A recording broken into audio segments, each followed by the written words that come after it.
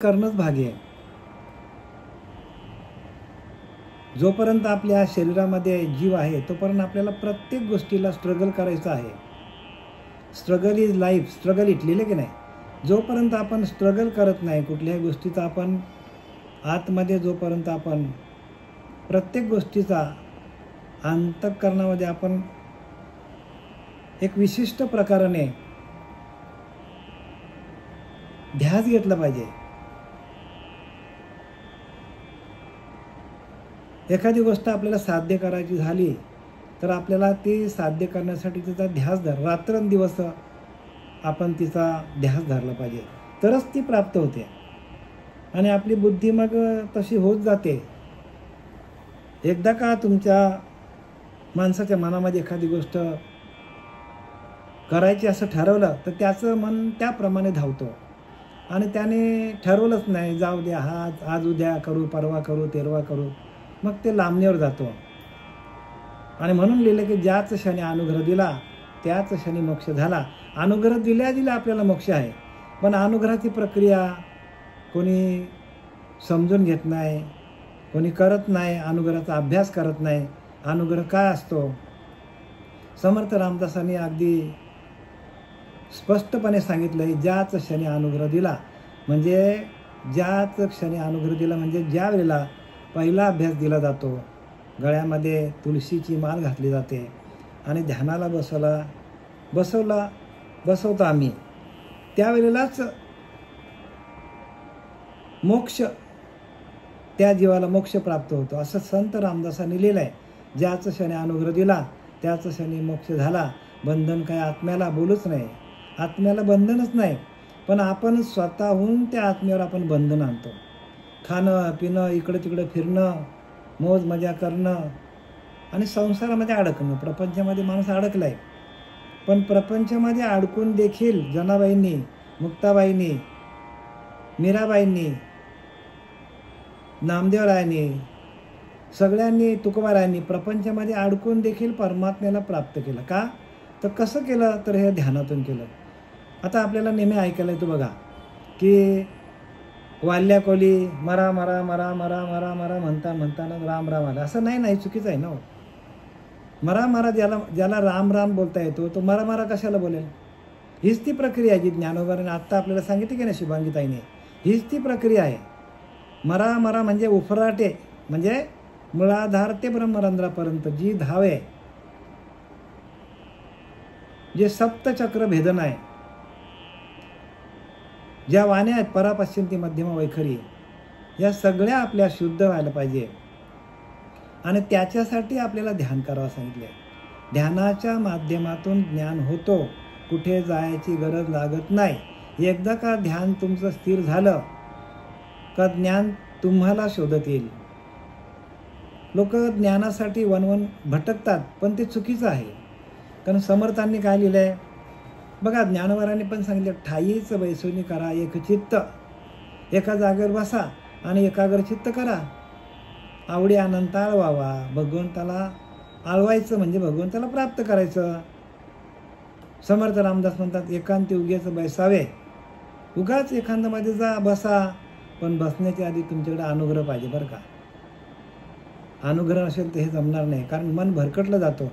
अनुग्रहाच्या क्रियेतून मन एकाग्रचित्त होतो, एका हृदय आकाशामध्ये येतो आणि हृदय आकाशामध्ये त्या भगवंताचं ध्यान आपोआपच चालू होतं. आणि मग तिथून जर चालू झाल्यानंतर हेच तर सांगतात इथे ज्ञानोबाऱ्या 11व्या श्लोकामध्ये, 12व्या श्लोकामध्ये सगळं हेच सांगतात. 10व्या श्लोकामध्ये ध्यान कसं करायचं. मरा मरा नाही बघा, राम रामच, पण तो राम कसा म्हणायचा तर तो मूळाधार ते ब्रह्मरंध्र म्हणजे 7 चक्र आहेत. ह्या 7 चक्रांना आपण भेदन करायचं, ध्यान करायचं. नाही तर काय लोक मरा मरा मरा मरा मरा म्हणून काय होणार आहे. अहो, ज्याला राम बोलता येतं त्याला मरा मरा म्हणायची गरज आहे का मला सांगा. म्हणजे काय पण जे मनाला येतील ते लोक सांगत असतात.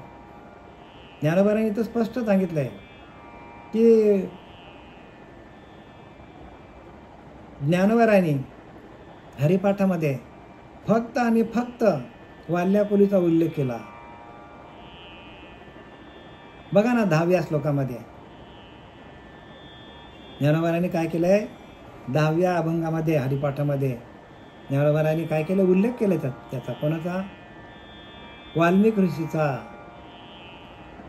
पुराण प्रसिद्ध बोलले वाल्मिक नामे तिन्ही लोक उद्धरती. बघा किती स्पष्ट लिहिलंय. पुराण प्रसिद्ध बोले. बघा माऊलीने गौरव केला. विचार करा की ज्याने अनेक पाप केली, 7 रांजण भरल एवढे त्याने दगड ठेवले रांजणामध्ये आणि एवढी पापं केली, अनगिनत पापं केली. पण अशा वाल्याचा वाल्मिक ऋषी झाला आणि त्याचं उल्लेख ज्ञानोबारांनी हरिपाठामध्ये केले. पुराण प्रसिद्ध बोलले वाल्मिक नामे तिन्ही लोक उद्धरती. बघा तिन्ही लोकांचा उद्धार नामातूनच होतो आणि तो नाम उफराटे चालतो बरं का. आणि म्हणून उफराटे नामासाठी वाल्मिक तरला उठाउठी, भविष्य बदला शतकोटी, चरित्र रघुनाथाचे. उफराटे नामासाठी, उफराटे म्हणजे मुळाधार ते ब्रह्मरंध्र असा नाम चालतो. बाकीचे जे मंत्र आहेत ते आपण काय करतो, खाली जातात आपल्या, म्हणजे आपल्या वाणीतून खाली जातात. उफराटे नाम म्हणता वाचे, पर्वत फुटले पापाचे, ध्वज उभारले पुण्याचे ब्रह्मांडावरती. रामदास स्वामींनी कोणाचा उद्बोध केलाय, उद्घोष कोणाचा केला, उद्घोष तर त्या वाल्मिक ऋषीचा. आणि ही सगळी प्रक्रिया आहे. ही प्रक्रिया त्या नारद महर्षींनी त्या वाल्मिक ऋषीला दिली आणि त्यांनी ध्यान केलं अखंड. राऊळ त्यांच्या अंगावर तयार झालं, मुंग्यांचं राऊळ तयार झालं. आणि ते राऊळ तयार अंगावर झाल्यानंतर मग त्यांनी शतकोटी रामायण लिहिलं आहे. वाल्मिक ऋषी बोलला नसता तर आम्हा कैसी रामकथा. म्हणून या समर्था काय म्हणून वर्णन करावे त्याचं. बघा किती मोठं वर्णन केलं आहे. एवढा पापी माणूस, पण तसा आपल्याकडे अनंत जन्माचं पाप जरी असेल तरी आपलं उफराटे नाम जर चालू झालं तर ताबडतोब सगळ्या पापांचा भस्म होतो. सांगतात की नाही ज्ञानोबा, नामसंकीर्तन साधन पाय सोपं एकदम. आणि जळतील पापे एका जन्माची का, एका जन्माची, अनेक जन्माची. आत्तापर्यंत आपण जेवढे जन्म घेतले तेवढ्या सगळ्या जन्मांचा एकाच वेळेला पापाचा नाश होतो. एखादी गवताची मोठी अशी गंजी आहे आणि त्याच्यावर फक्त आपण एकच काडी टाकली, अख्खी गवताची गंजी भस्म होऊन जातो एका काडीतून. तसा नुसतं नामाचा आपल्याला स्पर्श झाला नाभीच्या ठिकाणी, मुळाधारच्या ठिकाणी, तर ते सगळी पाप नाम जाळून टाकतो. आणि हेच कोणत्या लक्षात येत नाही. आपण नाम का घ्यायचं, ध्यान का करायचं, मटण मच्छी का सोडायची, नुसत्या माळा घालायच्या आणि आपलं चालला वारीला. ती वारी सांगितली नाही, ती वारी करा, ज्यांना करायचं त्याने करा. पण तुकोबारांनी वारी सांगितली, पंढरीची वारी आई माझ्या घरी, अनिक न करी तीर्थव्रत. म्हणजे जो श्वास जातो येतो तो ती आपली वारी आहे. ती आपली वारी बंद पडली तर आपली गाडी गेली. मग त्या वारीकडे कोणाचं लक्ष नाही. जी दिसणारी वारी तिथे पैसे खर्च करून लोक जातात, आणि जो न दिसणारी वारी आहे तुकोबारांनी जी केली ती कोणी करत नाही, कारण तशा गुरुला शरण जात नाही. आणि तसा गुरु मिळण्यासाठी भाग्य लागतो. भाग्य काय लागतं, भाग्य तो नव्हे धनपुत्र दारा. मी भाग्यवंत आहे, माझी पत्नी चांगली आहे, माझा मुलगा चांगला आहे, माझा नवरा चांगला आहे, भाग्य तो नव्हे, हे भाग्य नाही. नाथबाबा सांगतात भाग्य तो नव्हे धनपुत्र दारा. माझी बायको चांगली आहे, माझी मुलं चांगलं आहे, माझ्याकडे पैसा आहे, माझ्याकडे इस्टेट आहे, करोडोची संपत्ती आहे, भाग्य नाही सांगितलंय. निकट सहवास संतांची या. काय सांगितलंय, संतांचा सहवास मिळणं हे भाग्य आहे. आणि संतांच्या सहवासातून आपली पद्मनाभ जोडली जाते. पद्मनाभ जोडीला उजळलेले भाग्य आता अवघी चिंता वारली, संत दर्शने थोर लाभ पद्मनाभ जोडीला. आणि पद्मनाभ जोडल्यानंतर आपल्याला ब्रह्मरंध्रात उफराट्या नामातून आपल्याला जाता येतो. हे सगळी प्रक्रिया बरं का. आता जे काय आपल्याला शुभांगीताईंनी सांगितलं हे सगळ्या प्रक्रिया आहेत. आणि या प्रक्रियेच्या माध्यमातून आम्ही प्रक्रिया शिकवतो. जसं दुधावर प्रक्रिया केली तर तूप तयार होतं. दुधावरती प्रक्रिया केलीच नाही आणि आपण दुधाकडे बघत राहिलो, होईल का तूप? तसं भक्ती म्हणजे बघत राहणं नाही. आपल्या स्वतःच्या शरीरावर प्रक्रिया करायला पाहिजे. तुम्हाला आपला शरीरच ब्रह्म करायचा.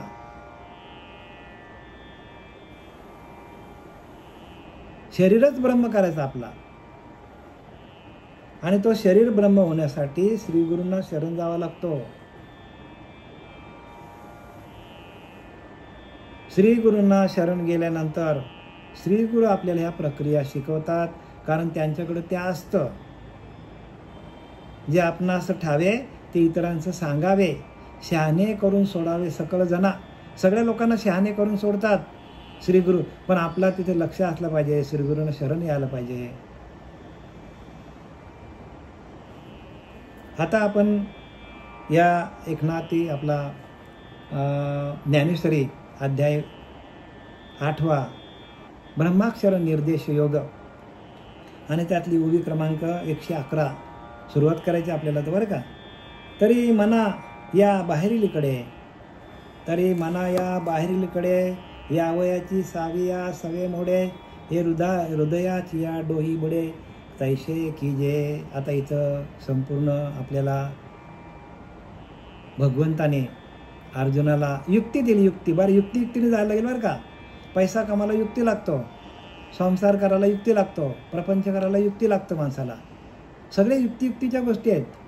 आणि आपण युक्ती परमार्थामध्ये करत नाही आणि सगळीकडे युक्ती आपण वापरतो आणि आपण परमार्थामध्ये युक्तीच वापरत नाही. जे आलं ते आपण घेऊन टाकतो. जरा विचार करा ना प्रत्येकाने.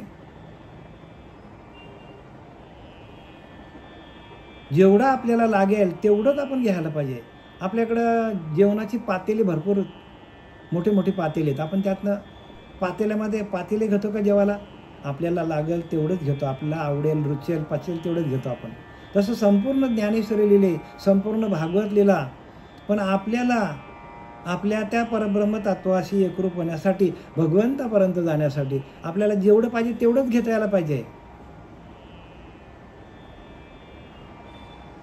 जेवढं आपल्याला रुचेल पचेल तेवढंच आपण घेतो. तसं आपल्याला रुचेल पचेल एवढंच आपल्याला देत असतं कोण? तर श्रीगुरु आपल्याला देत असतात. आणि श्रीगुरु पूर्ण कृपा करतात. कृपा हीच, ध्यान कसं करायचं हीच कृपा आहे. कृपा कोणती आहे? ध्यानाच्या माध्यमातून देहाचा विसर कसा पडेल आणि त्या हृदय आकाशामध्ये असलेल्या त्या ओंकार तत्वाशी एकरूप होऊन ते ओंकार तत्व, ते नाद ब्रह्म आपल्याला ब्रह्मरंध्रात नेऊन त्या ध्वनीच्या माध्यमातून, अनाहत ध्वनीच्या माध्यमातून आपला मनोलय होऊन शरीराचा पूर्ण विसर पडून त्या ब्रह्मतत्वाशी एकरूप होऊन मनाचा बुद्धीचा लय करून देहाचं तादात्म्य सोडून त्या निर्गुण निराकार तत्वाशी, त्या ओंकार स्वरूपाशी एकरूप कसं व्हायचं? कारण ओंकार हाच आपला प्रत्येकाचा ओंकार हाच आपला काय आहे? परमात्मा आहे.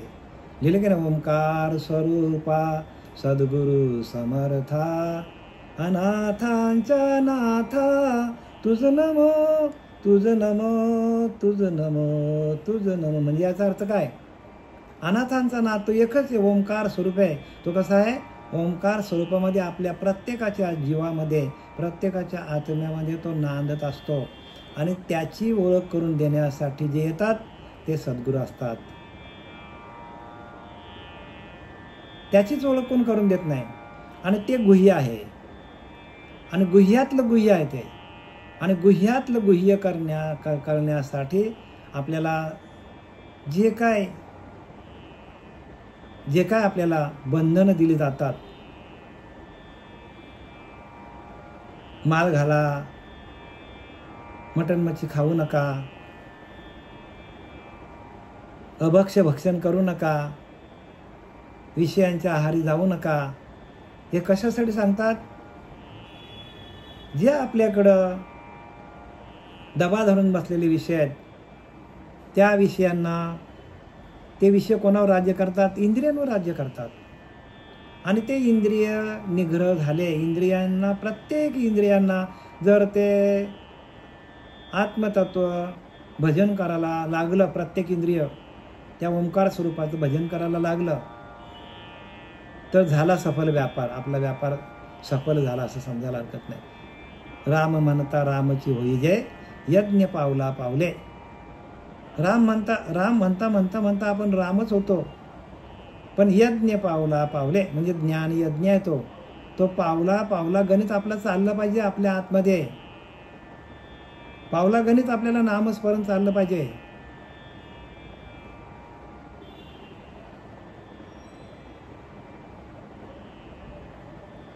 आणि ते नामस्मरण सातत्याने सुरू राहण्यासाठी सर्व इंद्रिय आपल्याला काय करायला पाहिजे?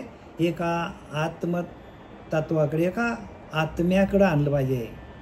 एका आत्मदेवामध्ये ते सर्व विलीन होतो. सर्व इंद्रियांच्या वृत्ती आपल्या आत्मतत्वामध्ये विलीन होतात. आणि आत्मा कसा आहे? तर चैतन्य रूपामध्ये आहे, नाद रूपाने आहे.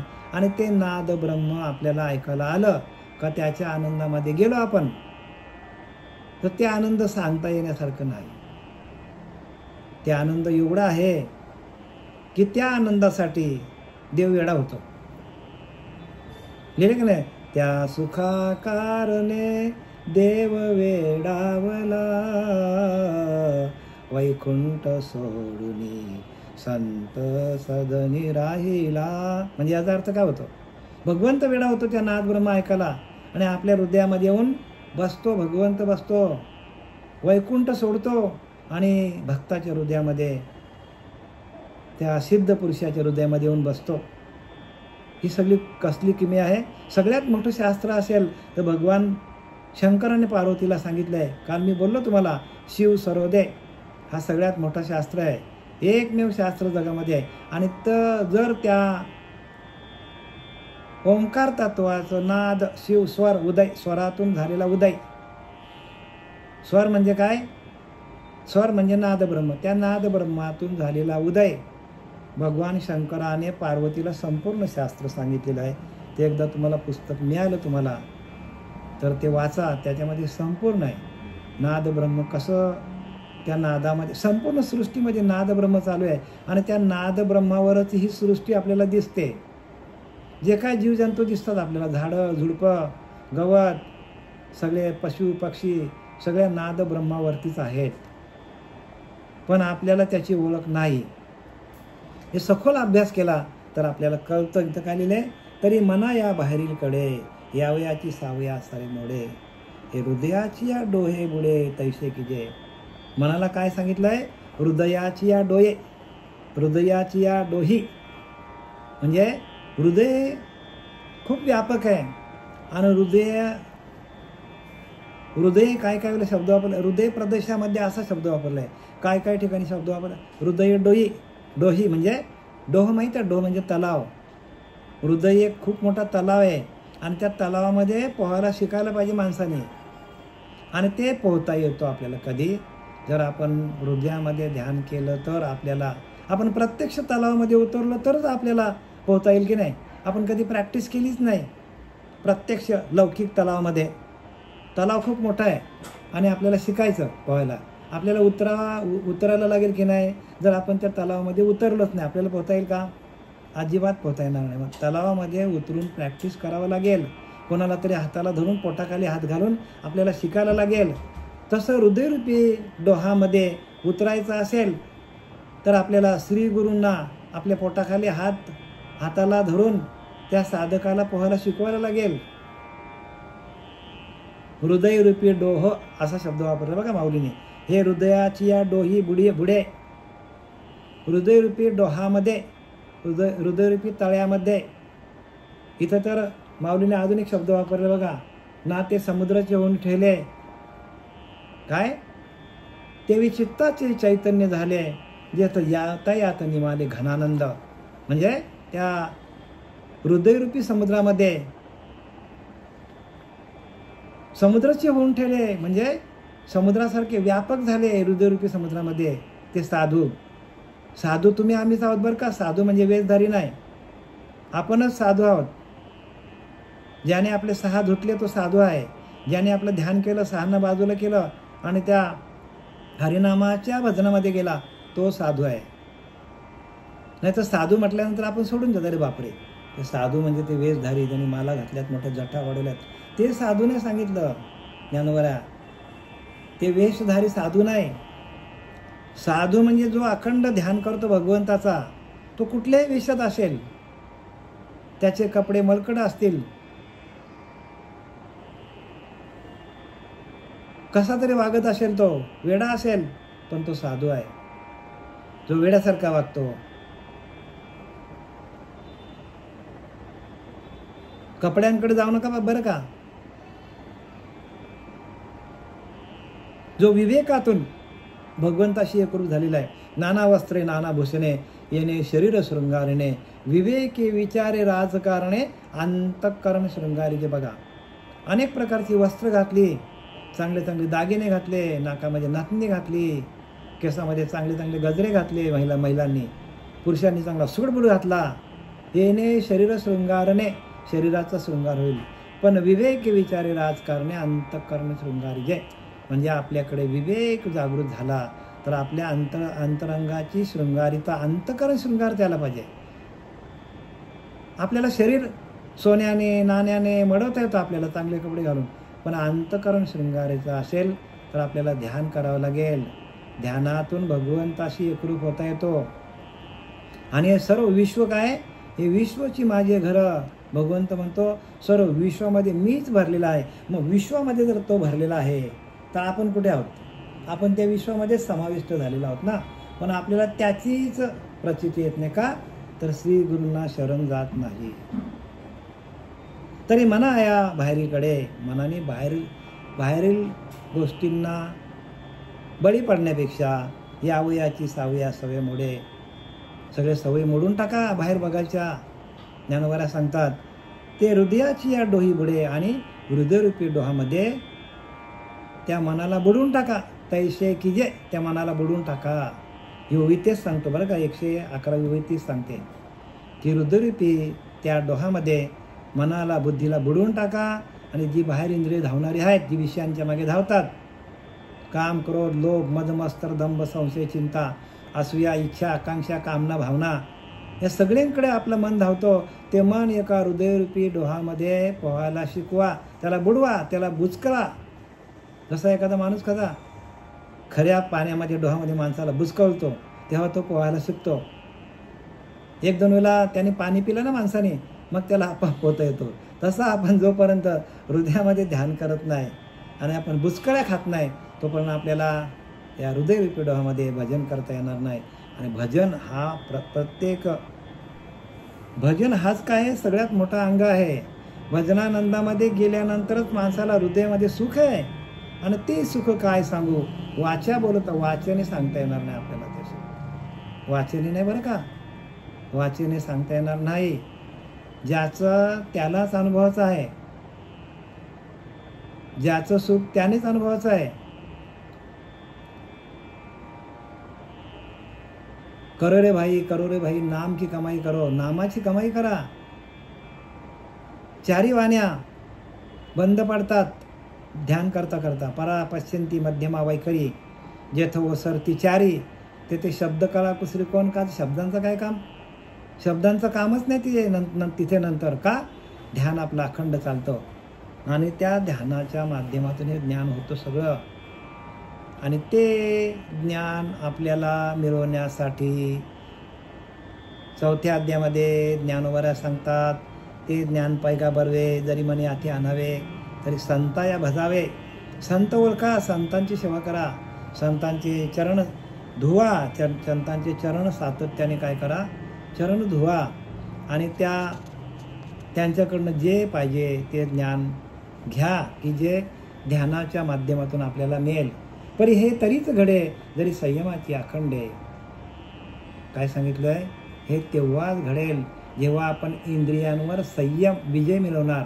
जितेंद्रिय ज्ञान आहे, इंद्रियांना जिंकता यायला पाहिजे. जितेंद्रिय ज्ञान सर्व दारी कवाडे कळा सती. आता लिहिलं त्यांनी, सर्व दाडे कवाडे कळा सती म्हणजे सर्व इंद्रियांचे दरवाजे खिडक्या बंद करा, डोळे बंद करा, कान बंद करा, सगळे बंद करा आणि एका हृदयरूपी प्रदेशामध्ये, हृदयरूपी डोहामध्ये तुम्ही स्वतःला त्या भजनाच्या आनंदमध्ये स्वतःला बुडवा. पोहायला शिका. पोहणे शिकला तो तरेल, पोहणे नेणे तो बुडेल, येथे अनुमान करेल ऐसा का बनू. संत रामदास सांगतात, पोहणे शिकला तोच तरेल. लौकिकामध्ये एखाद्या माणसाला पोहता येत नाही आणि त्याला आपण ढकलून दिलं, काय होईल सांगा मला त्याची अवस्था? बुडेल की नाही तो? तसं आपल्याला ह्या आत्मतत्वारूपी डोहामध्ये, त्या हृदयरूपी डोहामध्ये श्री गुरु पोहायला शिकवतात. पट्टीचा तयार करतात, पट्टीचा. एक ते तोडीचे निवडिले, पोहतची उगमाकडे गेले, उगम दर्शने जाता तीर्थरूप झाले. समर्थ रामदास सांगतात, एक ते तोडीचे निवडिले, संत तोडीचे आहेत. ज्ञानोबराया, तुकोबराया, नाथ बाबा, संत रामदास, श्रीपाद बाबा, रामदास बाबा, नारायण बाबा हे तोडीचे आहेत. जनाबाई, मुक्ताबाई त्यांनी काय केलं? त्या आत्मतत्वामध्ये, त्या हृदयरूपी डोहामध्ये स्वतःला पोहायला शिकवलं. पोहतची उगमाकडे गेले, जिथून ज्या आत्मतत्वातून, ज्या ओंकार तत्वातून आपल्याला हा देह मिळालेला आहे, ही माया मिळालेली आहे, या मायेमध्ये असणारा तो ओंकार तत्व आपल्याला मिळालेला आहे. त्या ओंकार तत्वामध्ये गेले, एक ते तोडीचे निवडिले, पोहतची उगमाकडे गेले, उगम दर्शनी जाता तीर्थरूप झाले. आणि प्रत्येक साधू तीर्थरूप झाला. साधूंचं दर्शन घेतल्यानंतर पायांचं ते तीर्थ काय करतात? आपण आचमन करतो. म्हणजे साधू दिसती निराळे, परंतु ते स्वरूपी मिळाले, अवघे मिळून एकच झाले. देहातीत वस्तू, देहाच्या पलीकडची वस्तू साधू आहे. आपल्याला दिसतात साधू, शरीराने साधू दिसतात, पण ते देहाच्या पलीकडे गेलेल्या जिवंतपणीमध्ये असतानाच साधू दिसती निराळे, परंतु ते स्वरूपी मिळाले. बघा काय लिहिले, रामदास स्वामी सांगतात, साधू आपल्याला वेगळे दिसतात, पण त्या स्वरूपाशी एकरूप झालेले आहेत, त्या भगवंताशी एकरूप झालेले आहेत. भगवंत त्यांच्या पाठीपाठी, भगवंत त्यांची सेवा करायला धावतो. एवढी साधूंची काय, साधूंची एवढी शक्ती आहे की भगवंत त्यांच्या पाठीपाठी धावतो त्यांची सेवा करायला, साधूची सेवा करायला. बघा ना, तुम्हाला सांगायला नको, आता वेळ राहिला नाही, 2 मिनिटात सांगतो. मला सांगा, नाथ बाबांची केवढी सेवा होती बघा. भगवान श्रीकृष्ण प्रत्यक्ष श्रीखंडांच्या रूपाने त्यांच्या घरामध्ये काम करत होतं बघा. भगवान श्रीकृष्ण 12 वर्ष त्यांनी काय केलं? तर 12 वर्ष त्यांनी कीर्तनामध्ये, भगवंतांनी कीर्तनामध्ये घालवली नाथबाबांच्या. आणि 12 वर्ष त्यांनी पूजेचा जो सामान असतो, सामग्री, चंदन पडतलणं, सगळं देणं, समय लावणं, सगळं काम केलं नाथबाबांचं. भगवंतांनी प्रत्यक्ष, बरं का, ही साधी गोष्ट नाही. आणि 12 वर्ष त्यांनी श्रीखंड म्हणून पाणी भरलं. म्हणजे भगवंताला किती चिंता असते. तसं आपण भगवंताचे काय व्हा, भक्त व्हा. भक्त म्हणता गोड वाटे, पण भजन मार्गी हृदय फुटे हो. नाथबाबा सांगतात, भजन मार्गाला गेलं का आपलं हृदय फुटून जातो. अकृत्रिम भक्ती जाई उपचेताय भेटे मी उद्धवा. सहज भक्ती व्हायला पाहिजे. अकृत्रिम भक्ती जाई भेटे ताई भेटे, अकृत्रिम भक्ती जाई उपजे ताई भेटे मी उद्धवा. अरे उद्धवा, सहज ज्याची भक्ती होते त्याला मी हृदयामध्ये भेटतो. अकृत्रिम भक्ती जाई उपजे ताई भेटे मी उद्धवा. ऐसेनी भजने भजत तो मज माझी मी त्यात. बघा, तो माझ्यामध्ये, पण मी त्याच्या हृदयामध्ये जाऊन बसतो. साधू निश्चित याला साधू म्हणतात. साधू काय कपडा वेशधारी साधूने सांगितलं. तुमच्या आमच्यासारखी लोक साधू आहेत जगामध्ये, कितीतरी लोक साधू आहेत, पण आपल्याला दिसणार नाही का? आपल्याला ती दृष्टी नाही हो, ती ज्ञानदृष्टी, बघण्याची दृष्टी पाहिजे. साधूला बघण्याची दृष्टी वेगळी आहे. अकृत्रिम भक्ती जाई उपजेताय भेटे मी उद्धवा. ऐशेनी भजनी भजत तो मज माझी मी त्यात. साधू निश्चित या नाव, याला साधू म्हणतात. साधू याला म्हणतात. आणि ती साधुता जी आहे ती आपल्याला पारखायची असेल तर श्री गुरूंना शरण जा, ध्यान करा. ध्यानाच्या माध्यमातून सगळं मिळतं आपल्याला. ज्ञान ये जे भेटी ध्यानाची या येण्याची शरीरा येणं सरे, किंबाहुना येर झार चिरा पडे. अभ्यासाची या पावठी ठाकी जे ज्ञान किरीटी. ज्ञान ये जे भेटी ध्यानाची या. अभ्यास करा. अभ्यासाच्या माध्यमातून भगवंत आपल्याला भेटायला येतो. हृदयारूपी प्रदेशामध्ये, हृदयरूपी डोहामध्ये तो भगवंत वास्तवाला आहेत, पण आपण त्याला प्रगट करत नाही. प्रगट करण्याची क्रिया आहे. प्रगट गुह्य बोले आणि विश्व ब्रह्मची केले. प्रगट आहे सगळं आणि गुह्य आहे, पण ते गुह्य मिळण्यासाठी आपल्याला श्री गुरूंना शरण जावं लागेल. झालेली सेवा आपले सच्चिदानंद सद्गुरू श्रीपाद बाबा, पांडुरंग देवेकर बाबा, रामदास बाबा, नारायण बाबा, नाना बाबा यांच्या चरणी समर्पित करीत आहे. कुंडलिका वरदे हरी विठ्ठल श्री ज्ञानदेव तुकाराम. पंढरीनाथ भगवान की जय. अवधूत चिंतन से गुरुदेव दत्त.